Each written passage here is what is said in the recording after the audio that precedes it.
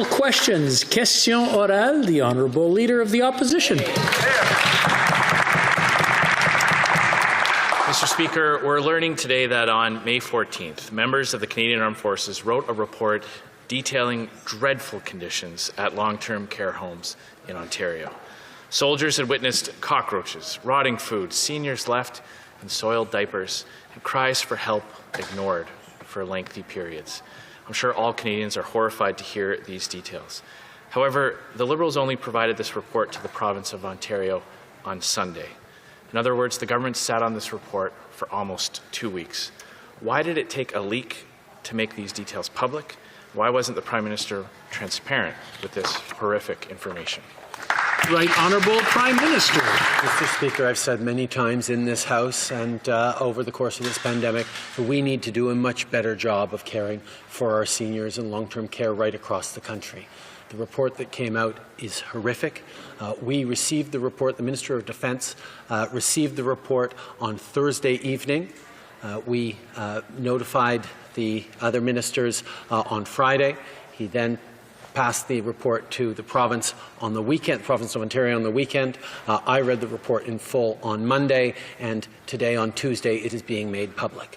Canadians need to know what's going on, and we need to work together to fix it. The Honourable Leader of the Opposition. Well, Mr. Speaker, the fact remains that that report was written on May 14th, so it took almost 2 weeks for that to be made public. Nos aînés, our seniors deserve better than this. They deserve better than the government waiting 2 weeks before publishing such an important report. We have learned that the Army is working on its second report that will discuss the situation in long-term care homes in Quebec. Can the Prime Minister assure us that he won't wait 2 weeks before reading it? The Right Honourable Prime Minister.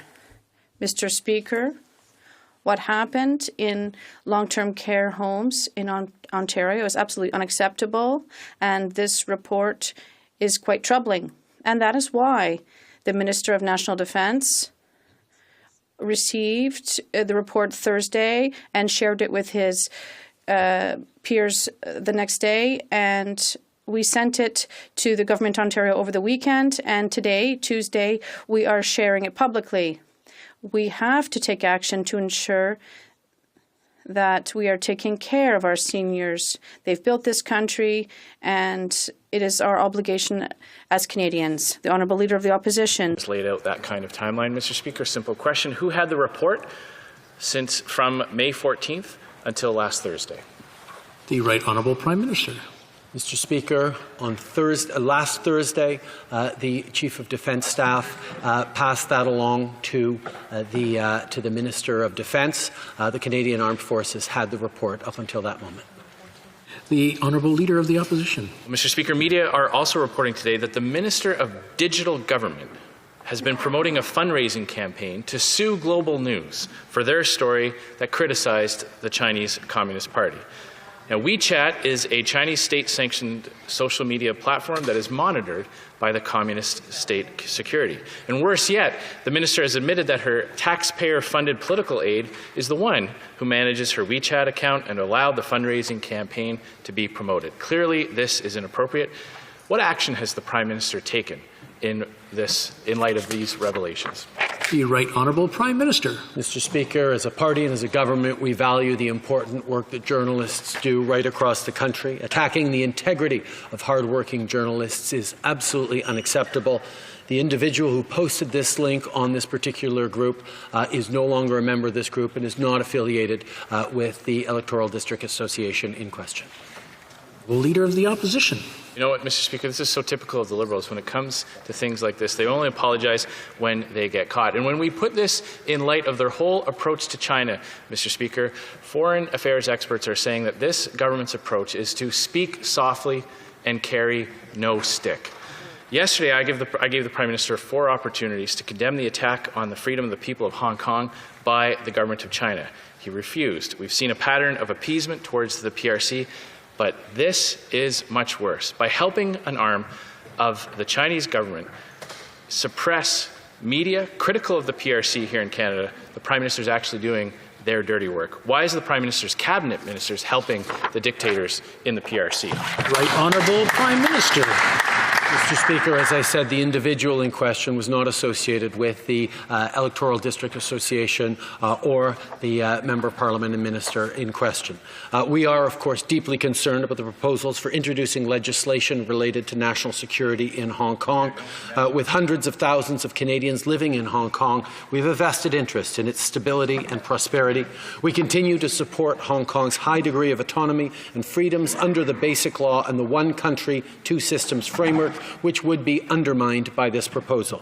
We will always support and promote freedom of speech, freedom of expression, and freedom of the press around the world.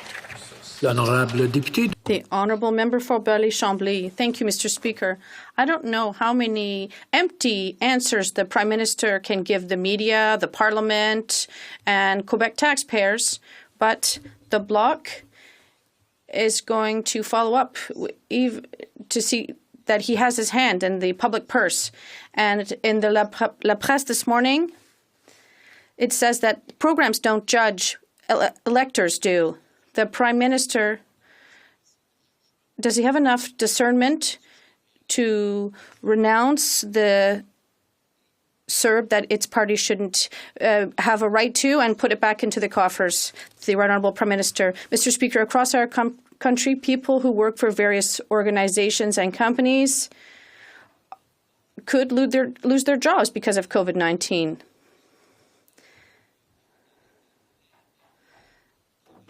The assistance to workers that we've given is to be able to ensure that people continue to hold their jobs and keep it so that we can restart our economy.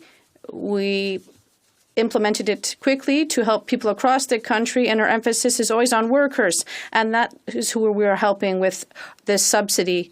The Honourable Member for Burleigh-Chambly. I'm also wondering when we'll be able to go back to this, because the NDP said, yes, we won't be able to use the program, but until the NDP said this, we didn't know that the Liberals and the Conservatives asked for access to it and used it. So the program, it tends to keep links to the job market. It's a program for workers to protect jobs. So my question, is the Prime Minister saying today that he would have laid off all the Liberal workers if they hadn't had the wage subsidy? The Right Honourable Prime Minister. Mr. Speaker, organizations and companies across the country are facing difficulties because of COVID-19. And this wage subsidy program is there for organizations that are charities, not-for-profits, companies that have seen a loss in revenue. And we're going to be there to ensure their continuity and the future of workers. In terms of transparency, Mr. Speaker, all companies that receive this, the wage subsidy, this list will be published. We always work in a desire of transparency with everything we do. Burnaby South. Thank you very much, Mr. Speaker. Mr. Speaker, Canadians were horrified to hear the details as outlined by the military report of the conditions that seniors were living in long-term care homes. But seniors need more than just our compassion. They desperately need action. Report after report has made it clear that private long-term care homes have been the site of the most deplorable conditions. Will the Prime Minister agree today that it is time to remove profit from the care of seniors? The Right Honourable Prime Minister. Mr. Speaker, we are all concerned about the situation that seniors face in long-term care centres across the country. And as I said, the federal government stands ready to support the provinces in their area of responsibility and jurisdiction. We will not be telling the provinces what they need to do in their areas of jurisdiction, but we all know that there is a need for serious conversations within all orders of government and amongst all Canadians about how we ensure that we are taking better care of our vulnerable seniors who have built this country, who we need to do far better by than we have been doing so far. The Honourable Member for Burnaby South. But Canada needs national leadership to rally around the idea that seniors should not be made profit off of, that seniors should not be neglected. Les mêmes conditions. The same conditions as were seen in long-term care facilities in Quebec. There have been many deaths, and it's unacceptable. The worst conditions are in the private long-term care facilities. Would the Prime Minister be willing to help them today? It's time to take profit out of senior care. The Right Honourable Prime Minister. Any question about the administration of long-term care will go to the province of Quebec. That's within their jurisdiction. We have to respect the limits of their jurisdiction.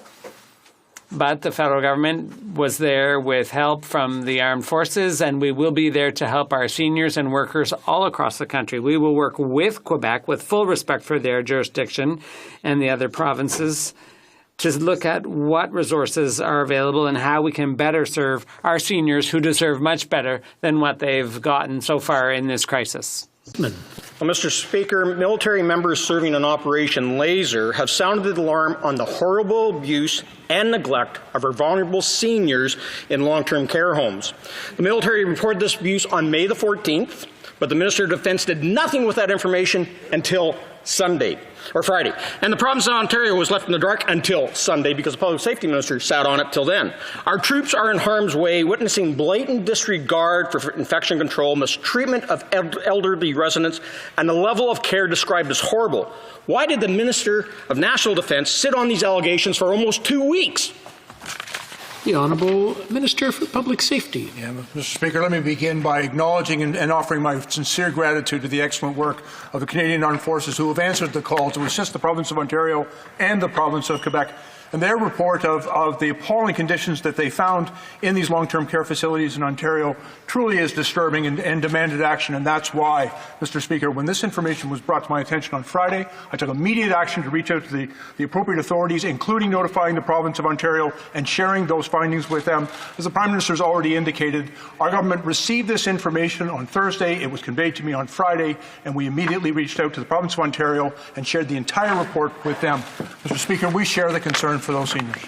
Member for Selkirk Interlake Eastman. Mr. Speaker, that doesn't answer the question. The question is that this information became available on the 14th of May. The government refused to move on that intelligence and these allegations to go and protect the most vulnerable, our loved ones who are living in long-term care facilities. So the question is quite simple. Why did the Liberals sit on their hands for 2 weeks and do nothing to protect our loved ones in long-term care homes? The Honourable Minister. Thank you very much, Mr. Speaker. And I'd just simply like to correct the misapprehension of the member opposite. As he has been told, this information came to the government on last Thursday and was conveyed to me the following day, and we took action to notify the province. The information that was gathered, important information by the Canadian Armed Forces, was shared with the government last Thursday, and we took immediate action to take the steps necessary to begin to remediate the appalling conditions they report there. Honorable Député de Louis. The Honourable Member for Louis Saint Laurent.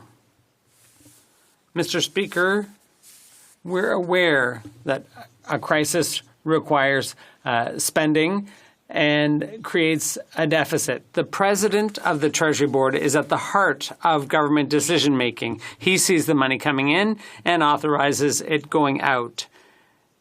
And the Parliamentary Budget Officer has announced a $252 billion deficit. Could the President of the Treasury Board tell us how much the deficit has increased by? He's at the heart of the decision-making. The Honourable Minister of Finance. Mr. Speaker, we know that this is a crisis. We know that it's very important to invest in Canadian families and companies to ensure that we can get through this crisis. So we will continue with our approach, investing in this manner, so that we have an economy left when this crisis is over. The Honourable Member for Louis Saint Laurent. Mr. Speaker, how is it that the Finance Minister and the President of the Treasury Board cannot tell us how big the deficit is, but the Parliamentary Budget Officer can? They should know too, and they should tell Canadians the truth. Another thing, Mr. Speaker, a week ago the government said it was going to loosen conditions for loans, but we still have no news on that. Why?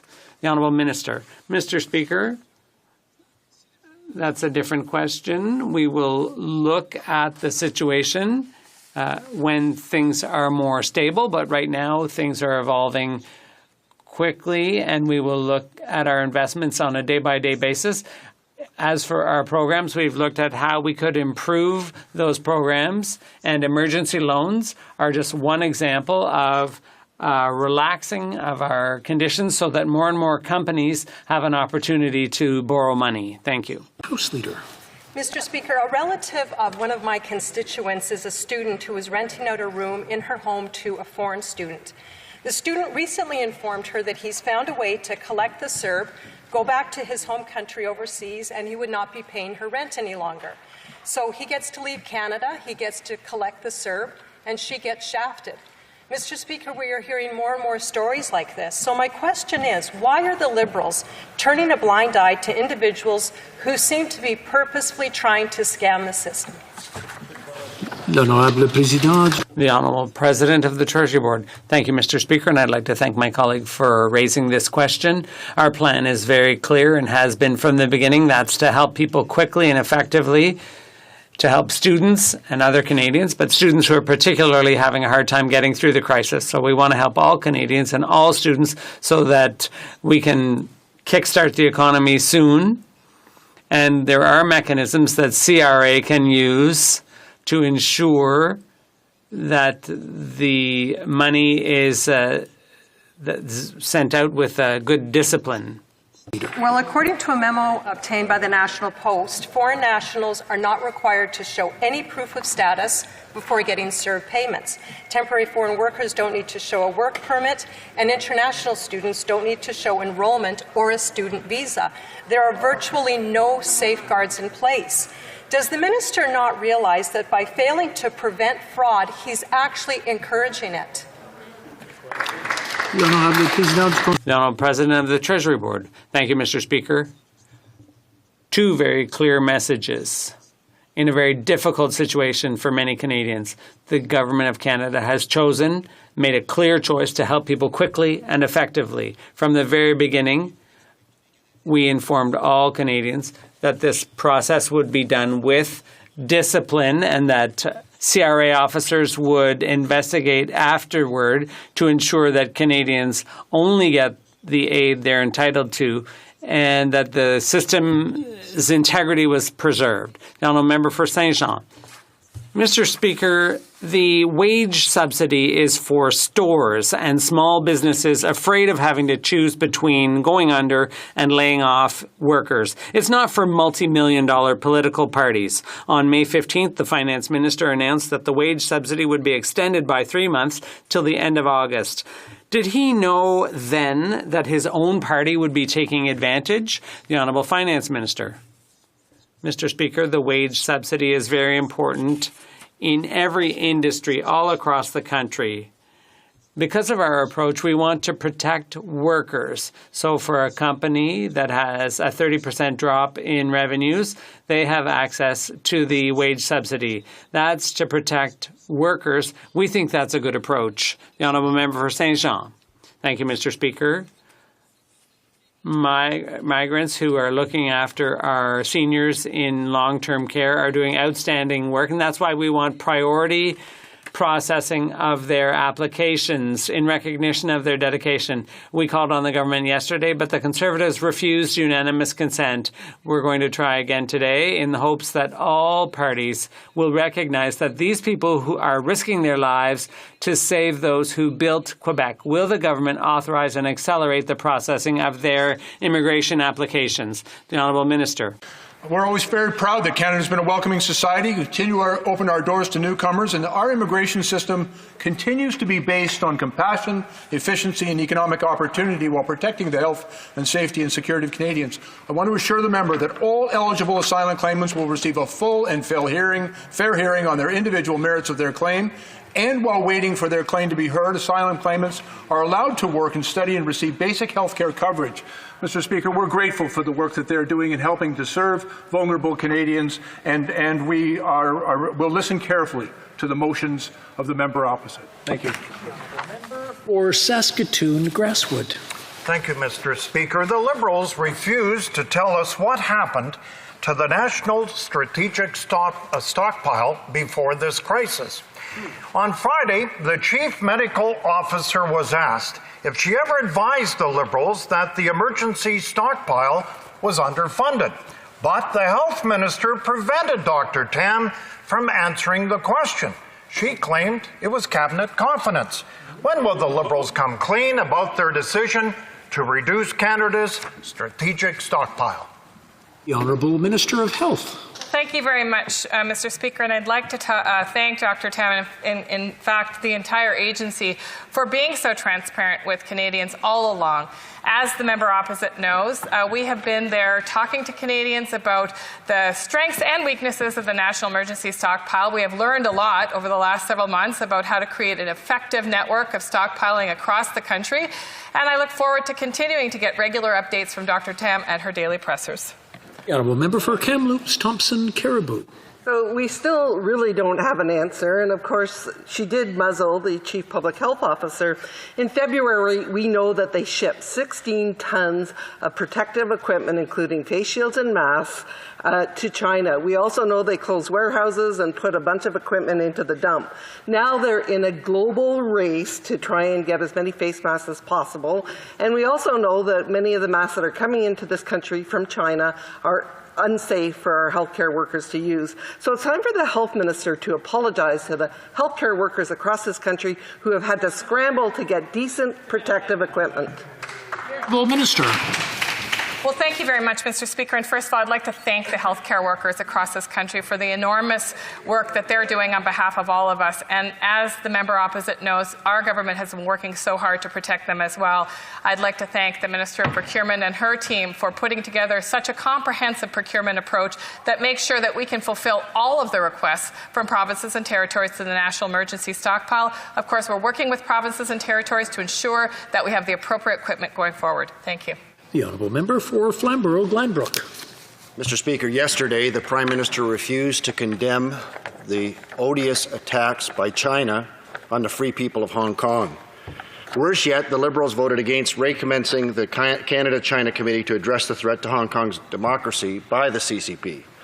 Liberals claim to be defenders of freedom, but they stand by while a communist regime drags lawmakers out of a legislative council that locks up those who fight for democracy, and a regime that's hell-bent on exerting authoritarian rule over Hong Kongers. Speaker, enough's enough. When will the Liberals stand up for human rights?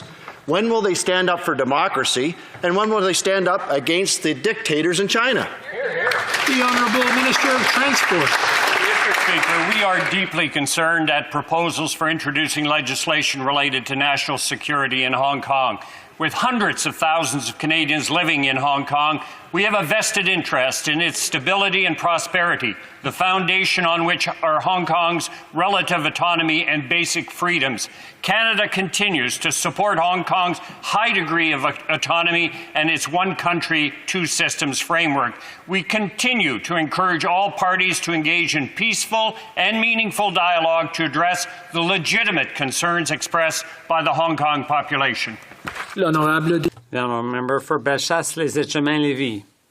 Mr. Speaker, if the Liberals are so concerned as they say, why couldn't a group of Canadian politicians be able to address the situation on this special committee on Canada-China relations? If the situation is so concerning, the Liberals boasted in 2019 that they were going to defend freedom of expression. They want a seat on the Security Council. Why would they prevent a group of MPs from sitting on the special committee to deal with the issues of democracy in China? The Honourable Minister.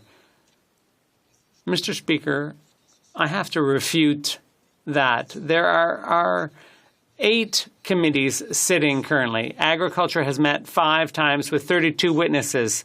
There have been 74 meetings with 580 witnesses across all committees that have been sitting. 24 ministers have appeared.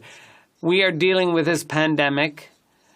We have held strong, and we have ensured that committees have been able to sit. Fanshawe. Mr. Speaker, Danielle lives in my riding and supports herself off of just $1,000 a month. Because of her health condition, she is especially vulnerable to COVID-19 and struggles to protect herself. She has to buy medicine out of pocket, pay for the delivery of goods, and must avoid public transit, her only means of transportation. Danielle told us, "There are so many little things that have added up. I can't afford my basic needs." Danielle doesn't need more empty promises. Danielle needs action from this government. When will they finally deliver the support people living with disabilities need? The Honourable President of the Treasury Board. Important opportunity to thank the member for her question. We have put into place measures that are supportive of vulnerable people, such as people in her riding. We know how difficult it is to go through the crisis, so that's why we acted quickly and efficiently with rapid support through the increase in the GST tax credit, through the Canada Emergency Response Benefit, through increase in seniors benefits. We're going to do that, Mr. Speaker, because we need to keep looking after Canadians. The honourable member for Hamilton Mountain. Mr. Speaker, thousands of laid-off Canadian workers are being denied supplementary unemployment benefits as they negotiated with their employers, and the government has failed to explain why. Families need these benefits to pay their bills. These are not handouts. These are benefits negotiated as an insurance policy when laid off by workers and paid for by the employer.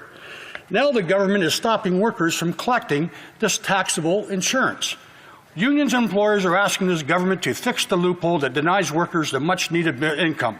Why is this government denying workers their sub-benefits, and when will they fix this problem? The Honourable President of the Treasury Board. Thank you, Mr. Speaker. Once more, it's a very important opportunity to say how difficult those circumstances that Canadians go through. We are mindful of them. That's why we have acted quickly on the CERB, in particular the Canada Emergency Response Benefit. 8.2 million Canadians have received at least one payment of CERB. We know that this is helping many Canadians, but we know there is more to do, and we'll continue to do more for Canadians. The honourable member for Orleans.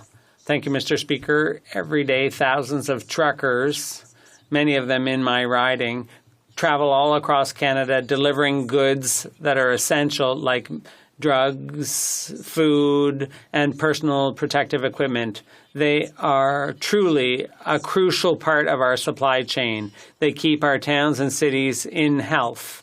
Since the beginning of this sad pandemic, this government has said that truckers should be considered essential workers so that they can do their work from coast to coast. Can the Minister of Transport tell us what steps he has taken in cooperation with his provincial counterparts to ensure that our valiant truckers can continue to do their so important work in full safety?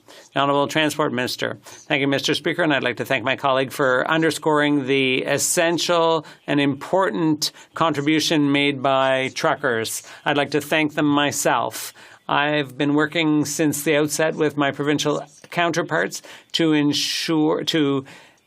encourage them to open up more rest stops so that they can use those and also use those as an opportunity to do outreach and education. We will not hesitate to take other steps to ensure that our workers feel safe on the job. Once again, thanks to the truckers. In Middlesex, London. Mr. Speaker, grain farming in Ontario contributes 75,000 jobs and approximately $18 billion in economic output. A recent survey done by the Grain Farmers of Ontario has indicated the following. 86% expect their net income to be reduced in 2020. Over half of the grain farmers are already seeing a reduction in sales, and another 24% are experiencing cancellations or delays of existing contracts. 1/3 are experiencing cash flow, and another 1/3 expect cash flow issues in the near future. 55% fear that they have inability to cover the cost of production. What is this government actually doing to help the farmers during this pandemic and for the future? Thank you. The Honourable Minister of Agriculture. Merci, Monsieur le Président. Permettez-moi. Thank you, Mr. Speaker. I'd like to remind you what we've done for producers.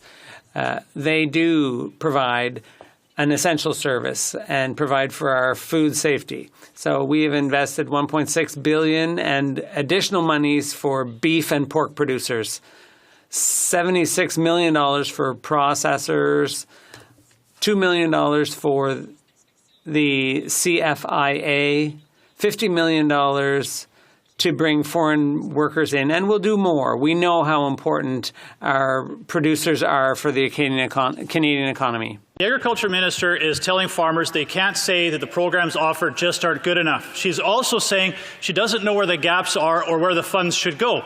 Well, here's the start. Exempt agriculture from the carbon tax. Regain the $5 billion in lost markets that Liberal blunders have cost farmers. Improve the livestock insurance program. And yet her advice to farmers is drain your savings or go further in debt. Can the minister tell me what other essential Canadian industries the Liberal government have told drain whatever savings you may have before you're offered any meaningful assistance? The Honourable Minister of Agriculture. Thank you, Mr. Speaker. There are a whole lot of programs available to our agricultural producers, and we're doing more. We're working with them to identify which groups have additional needs. I would remind everyone that the emergency fund, we heard producers say that many of them had trouble accessing that program, so we relaxed the criteria, and that increased direct aid to producers. For Yorkton Millville. Thank you, Mr. Speaker. The Minister of Public Safety has ruled that the firearms contained on the Order in Council banned list were unsuitable for sport or hunting, despite the government providing transport permits for over 30 years for the purpose of sport shooting with those firearms.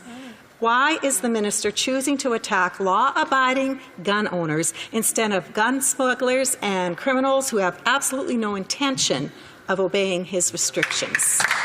Minister for Public Safety. Thank you very much, Mr. Speaker. And just to be very clear, what we have done is we have prohibited weapons that were not designed for hunting or for sports purposes, but rather designed for military use, for soldiers to use in combat. There is no place for those weapons in our civil society. They have been used tragically in many mass shootings in Canada and around the world. We promised Canadians that we were going to strengthen gun control, and we have taken an important first step. There is more work to do, Mr. Speaker, and we will do that work. The Honourable Member for Battle Forge, Lloydminster. Thank you, Mr. Speaker. We know that the Prime Minister doesn't like energy workers, he won't support farmers, and he's going after responsible firearm owners. The Prime Minister should be targeting the criminals who traffic in illegal guns, not hunters and athletes. The Prime Minister seems to only support Canadians when he thinks he can get their votes. So, simple question. Can the Prime Minister tell us why he's playing politics during this pandemic? Honourable Minister. Speaker, there is no greater responsibility of any government than to keep their citizens safe. And what we have seen, tragically, even through this terrible pandemic, is that gun violence continues to plague many of our communities across the country. We've seen increases, for example, in the incidence of domestic violence. We have promised Canadians we will strengthen gun control, and that includes bringing forward new regulations with respect to the storage to prevent them from being stolen, new laws and regulations with respect to the border to prevent them from being smuggled, and new regulations to prevent their criminal diversions into the hands of criminals. Mr. Speaker, we will take strong action that is necessary to keep Canadians safe. The Honourable Member for La Prairie. Mr. Speaker, the government announced it was going to be giving workers an extra 10 days of sick leave. Unfortunately, given that 95% of workers don't come under the Canada Labour Code, that's not this Parliament's job to decide. I'd like to know when the Prime Minister says he's not going to encroach on Quebec and provincial jurisdiction, this is exactly what we're talking about. So my question is simple. Just before the announcement was made, was an agreement reached with Quebec and the provinces? The Honourable President of the Treasury Board. Thank you, Mr. Speaker. I'm very happy to answer that question. We know that the current crisis began with a health crisis, and then it took the form of an economic crisis. Both are very important. Both the economy and health are important. We're going to work with all provinces and all Canadians to ensure that all provinces agree we need to do more to protect Canadians' health and the economy. The Honourable Member for La Prairie. Obviously, there was no agreement with Quebec and the provinces. Is this government saying that if the provinces decide to give 10 more days of sick leave, that's okay with the feds? That's nothing more than a wish. Who's going to pay for it? The feds? The provinces? Quebec? Employers grappling with this crisis? Or the tooth fairy? How can the government announce something as a fait accompli when it's 95% up to another jurisdiction? The Honourable President of the Treasury Board. Thank you, Mr. Speaker. And I'd like to thank my colleague for raising the issue of cost. There are astronomical costs associated with protecting workers' health currently. Employers, workers, unions, and governments are aware of the fact that in order to get through this crisis, we need to protect worker health so that they can protect their families' health and their co-workers' health. And that's the angle we need to take in working with the provinces and territories. Brooke. Mr. Speaker, more than 1 million tourism-related employees have been laid off. Summer festivals all over the country are being canceled. Kids' camps are closed. Many restaurants, a recent study is telling us that it's going to devastate the industry. In rural communities, mom and pop businesses are being told to close, yet big box stores are allowed to open. Rural Canadians are told to work from home, yet internet and cellular service is sketchy at best. Rural communities are going to be the hardest hit and in many cases the slowest to recover. Will this Prime Minister finally start to put rural Canada and the tourism industry top of mind, especially when creating recovery programs? The Honourable President of the Treasury Board. Thank you, Mr. Speaker. And the brief answer is yes, because we have done that from the start. We know how difficult the crisis is across all Canada, in particular across rural regions, with the tourism, the transportation, the industry around, the restaurants and the services. The times are very difficult for all regions, and particularly rural regions in Canada. That's why we have announced just recently an important regional fund, which in addition to the wage subsidies, the emergency benefits, the emergency wage, the emergency loans, all of that will help regional Canada, rural Canada, to go through the crisis and emerge more strongly as we come out of it. Member for Kelowna Lake Country. Mr. Speaker, tourism is vital to the Okanagan economy, and businesses have a very short window in order to make enough revenue to carry them through to the next season. With COVID-19, events, festivals, conventions, and travel for families have all been cancelled. Related companies are also affected, like cab drivers and event suppliers and bicycle rentals. The Prime Minister stated on May 5th that the government was looking into tourism-specific supports, and it's now been 3 weeks and still nothing. The Liberals are letting tourism operators down. When will this government announce their plan for the tourism sector? The Honourable President of the Treasury Board. Merci, Monsieur le Président. Ça me donne la chance. Thank you very much. That allows me to continue on that same topic. As I mentioned earlier, the Regional Recovery Fund, $962 million, is going to support recovery along with other programs like wage subsidies, emergency loans, and the CERB to help workers who have sadly lost their jobs. We are going to do that to support regions, and it's going to be crucial in order to move through this crisis. Member for Edmonton Centre. Mr. Speaker, businesses across the country are struggling, and the government has been saying if the emergency business loan's not enough, entrepreneurs should apply for the Business Credit Availability Program that provides loan guarantees through Export Development Canada. While we heard at Finance Committee how some of the programs are performing, there has been no feedback on these loans specifically, despite my repeated questioning. So simple, straightforward question for the Minister. How many business credit availability guarantees have been issued since March 13th? The Honourable Minister for Small Business. Thank you, Mr. Speaker, and I want to thank my honourable colleague for that very good question. We have put many supports out to help our struggling small businesses across the country, including the Business Credit Availability Program, additional lending supports for our businesses, and I look forward to making that information available to my colleague and to members of this House. These supports really are going to help our small businesses weather through this difficult period with the operating capital that they need during this time. Thank you, Mr. Speaker. L'honorable député de Lac-Saint-Louis. The honourable member for Lac-Saint-Louis. Mr. Speaker, the arts and performance sector has been hard hit by the pandemic. This is a sector that brings together many Canadians, many of whom are freelancers. For example, Liz McRae, one of my constituents, who makes her living on contract as a voiceover professional. How is the government going to support these Canadians long term? Canadians who work in the arts and culture sector while we wait for a vaccine that will allow us one day to go back to our regular cultural activities. L'honorable président du Conseil du Trésor. The Honorable President of the Treasury Board. I'd like to thank the member for this question. More than ever, we need our artists to bring us together and keep us strong throughout this difficult period. Since the beginning of the crisis, this government has taken solid measures to support this sector. For example, we ensure that artists who are receiving royalties can receive the CERB. We have also announced a $500 million program to meet the needs of the heritage, sports, and culture sectors. Our support has always been there and will continue to be there for our artists and athletes in the context of the current crisis. The Honourable Member for Bellechasse-les-Échemins-Lévis. Thank you very much. Who said that COVID couldn't be transmitted between humans, that we didn't need to close the borders, that we didn't need masks? Who said that? The government. Was any of that true? Sadly, no. And today we're paying the price for that. Today, we've learned that the Liberals would like to make it an offense to spread misinformation. Are they going to be locking themselves up? What is happening in our democracy? Should the Liberals really be telling Canadians what they should and shouldn't read, what is true, what is false?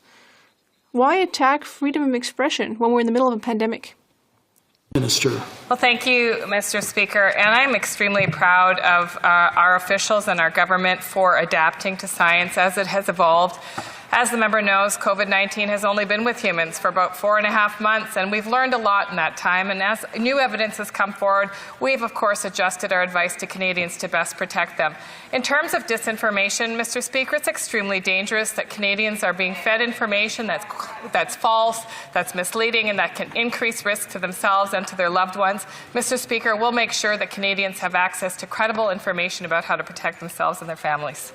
Honourable Member for Lethbridge. Mr. Speaker, this is the government that said human-to-human contact doesn't transmit the disease. They said the border doesn't need to be closed. They said wearing a face mask won't help. The minister opposite now is saying they'll make sure that misinformation isn't spread. Don't worry, Canadians. Really? These are the individuals that we're going to trust to make sure that false information doesn't land in the hand of Canadians? They are spending $3.5 million to shut down voices across this country. Mr. Speaker, since when is that okay? The Honourable Health Minister. Mr. Speaker, I'm proud to be a part of a government that believes in investing in science, that believes in investing in research, that understands that science evolves and that our response needs to evolve with it. Mr. Speaker, we're part of a government that actually unmuzzled government scientists, that made sure that we restored funding in the agencies that support our understanding, not only of this disease, Mr. Speaker, but many other diseases that threaten Canadians. We will always stand up for credible, information-based information that can actually support Canadians to make wise choices about how to protect themselves and their families. The Honourable Member for West Nova. Thank you very much, Mr. Speaker. We understand that the Nova Scotia massacre investigation is complex, and due to the number of lives lost and, of course, the crime scenes that it has. The only information that the families and the public are getting are through the media from heavily redacted RCMP documents, and it looked like they're hiding something, leading to the Premier of Nova Scotia saying that it was up to the Prime Minister and the government to call for an independent inquiry. The gunman is dead. The families deserve answers. Will the Minister of Public Service ask his partners to break from the secrecy and provide information as it becomes available? Chair of Public Services. Mr. Speaker, I want to thank the member opposite for what I think is a very important question. I understand the people of Nova Scotia, and particularly the families that were impacted by this terrible crime, need answers, and they deserve that information. And we are working very closely with our law enforcement officials, but also with the province of Nova Scotia. I'm in regular contact with the Attorney General in Nova Scotia. We've been working together to make sure that we put in place a system whereby all of the people of Nova Scotia and Canada can get the answers to the important questions that they have about this terrible crime, and that if there are lessons to have been learned, we'll make sure those lessons are applied so that a terrible tragedy like this cannot happen again. Honorable député de Longueuil-Charles-Lemoine. The Honourable Member for Longueuil-Charles-Lemoine. I know that small businesses across the country are greatly impacted by this crisis. Our government has been supporting them by putting forward various measures like the wage subsidy, including CEBA and rent support. We also know that while they need financial assistance, they also need help to navigate the various measures available to them, and many of them are turning to their financial advisors for information. Can the Minister of Small Business, Export Promotion and International Trade update this House on what the government is doing to make sure our businesses get the help and the information they need? Thank you. Honourable Minister of Small Business. Mr. Speaker, I want to thank my honourable colleague for her advocacy on behalf of small business and for the people of Longueuil, Charles Lemaire. And the smallest and most vulnerable businesses may face the additional challenge of accessing financial planning advice to help them survive through this difficult period. It's why we launched the Business Resilience Service. It's a 24-hour, it's a free hotline operated by the Chartered Professional Accountants of Canada. It's going to operate 7 days a week for the next 4 weeks, and it's a service that's going to help Canadian business owners, including those who run charities and not-for-profits, with customized financial guidance from navigating tax regulations, government supports, and planning their path to recovery. Thank you, Mr. Speaker. Great help for small. The Honourable Member for Hamilton Centre. In my statement, I shared the very tragic story of Mr. Rodriguez. Mr. Speaker, noted professor of law and medicine Amir Atran publicly stated, quote, "I am appalled at the Liberals who talk a fine line against racism, won't make it a legal requirement to collect data on racial minorities in COVID when they are at the greatest risk. See no evil is the Prime Minister's choice, and it's racist." End quote. Mr. Speaker, will this government make it a legal requirement to collect race-based data related to COVID-19? The Honourable Minister of Families. Mr. Speaker, I appreciate the Honourable Member's question. This is an issue that is really important to us. Disaggregated data will better inform our policy-making process. In fact, under the Emergency Community Response Fund, we have required the intermediaries to provide disaggregated data upfront to our government so that we can respond more effectively to vulnerable communities, including racialized Canadians. The Honourable Member for Fredericton. Thank you, Mr. Speaker. Canada has incredible destinations, from spectacular mountain scenery to World Heritage Sites, the highest tides in the world, and vibrant cultural diversity. We can be proud of everything our beautiful country has to offer. Tourism is indeed a vital part of the Canadian economy. Before the pandemic, it represented more than $20 billion in revenue, millions of jobs, and 2% of the GDP. But now this sector and the people who make hospitality their career need our support more than ever. Can the Minister detail the plan to support the workers of this industry? Will they be able to count the hours they worked in the previous year when applying for employment insurance, as has been the concession for other seasonal workers? Thank you. The Honourable President of the Treasury Board. Merci, Monsieur le Président, et merci à ma collègue de... Thank you very much. And I'd like to thank my colleague for reminding us of the difficulties faced by our workers, specifically in the seasonal and tourist sectors. That is why we acted quickly to create the CERB, the wage subsidy emergency loan for small businesses, of which there are many in rural areas and in the tourist sector in particular. That is why we've also announced other measures. For example, EI benefits for those who wouldn't normally be eligible, and we will be working closely with all sectors and the provinces and territories to ensure that the tourist sector will be able to participate in the economic recovery.